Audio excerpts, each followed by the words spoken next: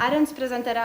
el documental ràpidament. El passat dijous 28 de novembre es va projectar al cinema Botier d'Elna el documental Llavors de llibertat, que narra les primeres accions de l'independentisme català dels anys 60 fins a la visió actual de la política catalana. Doncs avui venim a presentar un documental que realment... Es va comptar amb la presència d'en David Andreu, el director del documental. El fil conductor d'aquesta història passa per les vivències d'en Josep Serra, el Cala, un activista per la independència de Catalunya que va haver d'exiliar-se a la Catalunya Nord. El documental el vam començar a plantejar pocs mesos després de la mort del Cala i les primeres gravacions van ser al març del 2012. El Josep Sabater, que és l'altra persona amb qui he fet el documental, i jo coneixíem la Marta i la Joana, les filles del Cala, per la nostra militància política i quan elles havien estat estudiant a Barcelona i després. I llavors aquest era el nostre nexe amb el Cala i per això coneixem una mica tota la seva trajectòria i quan va morir vam veure que la necessitat de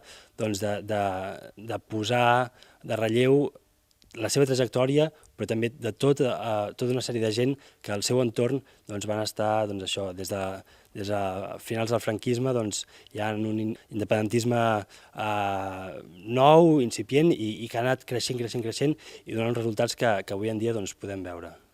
Doncs tot això són gent que eren al voltant del Cala, que restitueixen el seu viscut i la seva relació amb el Cala. I per tant, jo penso que pot interessar ben segur tota aquesta gent, que són malgrat tot bastants, però sempre tinc por que no sigui entès o que hi pugui haver una dificultat de cara a un públic molt més ampli, que de fet és en aquest que està destinat aquest documental,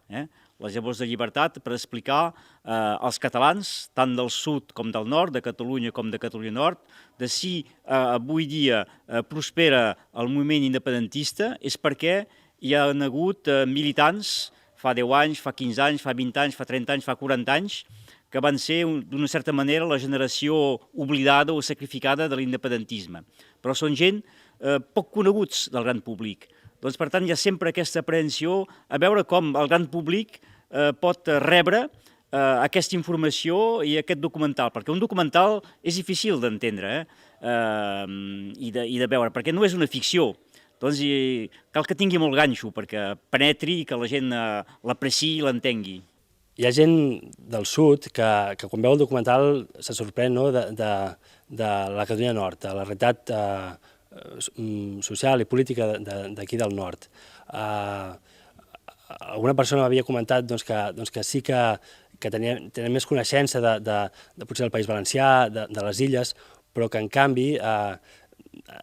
aquí sempre els ha costat més tenir aquest vincle i de conèixer de primera mà què passa aquí dalt. Se sorprèn, per exemple, que persones com el Pere Ibarón, que participen del documental, que sent nord-catalans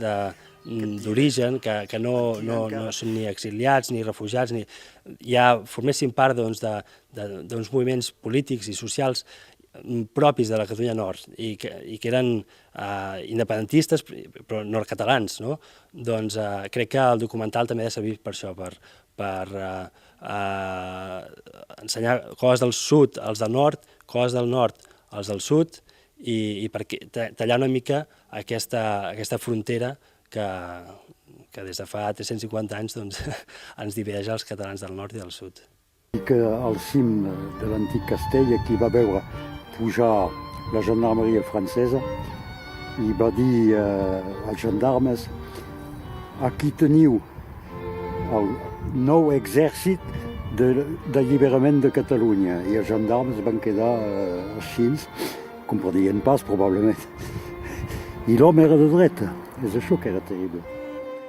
Molta informació, tota la informació dels moviments polítics alternatius, independentistes, al moment de la transició, que van ser molts, les relacions que van tenir entre ells, les decisions, les relacions amb el País Basc, després els exilis a Catalunya Nord. Doncs és tota una massa d'informació posada en perspectiva amb el que es passava a Europa en aquests moments. A l'inici de la pel·lícula veiem, per exemple, imatges de l'Àngela Davis, veiem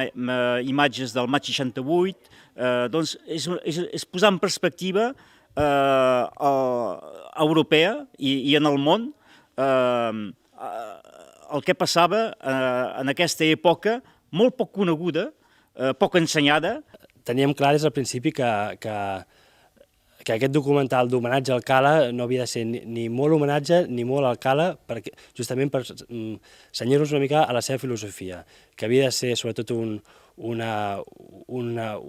eina de reivindicació històrica, de redignificació de tota una generació, i per altra banda que no s'havia de senyir només a la figura del Cala, sinó que havia d'agafar tot el seu entorn, amb el que durant molts anys i en molts contextos diferents i en molts llocs diferents havia desenvolupat la seva tasca política, activista i cultural.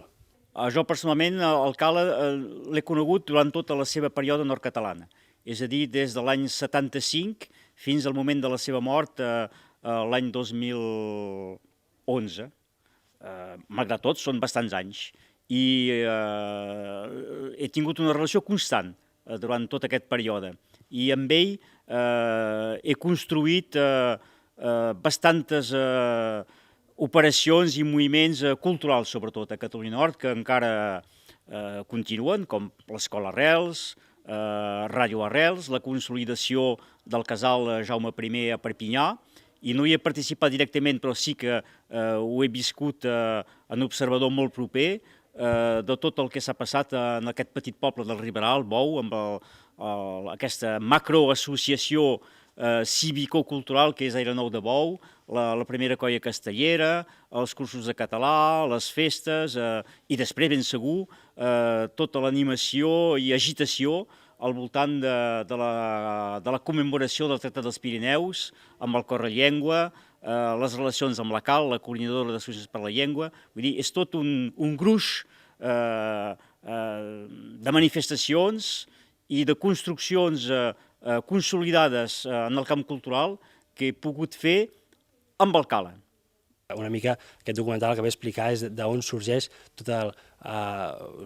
com és que avui en dia ens trobem en la situació política i social que ens trobem al nostre país. Doncs una part d'aquesta situació és explicada per aquesta gent que ho va donar tot per transformar la societat i per assolir algun dia la independència. Doncs tota aquesta gent,